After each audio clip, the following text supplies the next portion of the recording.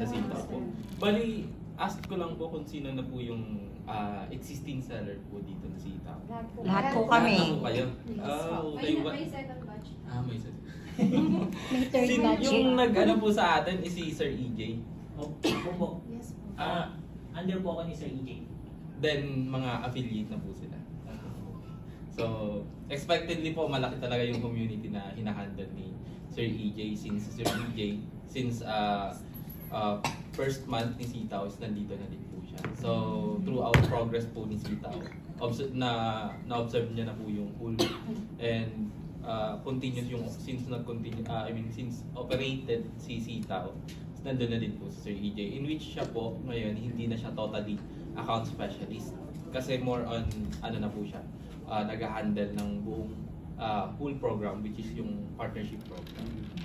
So kami naman po, mga account specialist, meron po kami dyan dalawang team, which is yung account specialist, junior elite specialist, then yung senior elite specialist. So most likely po, ako is under po sa senior elite specialist, which is kami na po is nag-handle din ng mga old sellers na yung mga first batch po na tinatawag na nag-start dito kay Sitaw. So throughout the process po with Sitaw, hopefully wala naman tayo naging issue sa pag-start po natin. Or if ever man meron, hopefully na-resolve naman po yun ASAP na. Sa ngayon po, siguro aware na naman tayo sa basic information about kay Sitaw, like yung company profile, yung background ng company itself po. Or meron pa po ba kayong mga katanungan regarding sa background ng company, and then kung ano po yung ino-offer ng company. Hindi po, okay lang po mag-raise kayo po ng kamay. Ilang years na po ang Sitaw dito sa Pilipinas? Okay. So dito po sa Pilipinas, again, nag-start po kami ng October 4, 2022. So as per counting po is 1 year na po tayo ahead. Close to magiging 2 years na po. Pero dito po sa office is magiging 1 year na po tayo dito sa location po na ito.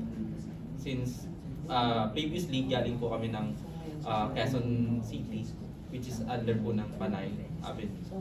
So Octa's building po. Doon po kami nag-originate. Then lumipat po kami dito for reason po kasi na yung office po namin doon is hindi na kayang i-accommodate lahat po ng operation dito sa office. So yun po yung naging main purpose. So naging selection naman po or naging option po is yung Taguig, which alam naman po natin na yung Taguig mismo is popular na na business center ng Pilipinas po. So isa din po yun sa kinonsider. And then yung location po is magpipit po siya sa kailangan or sa needs ng opisina po or ng company itself. Sige ma'am, sino ba po may question?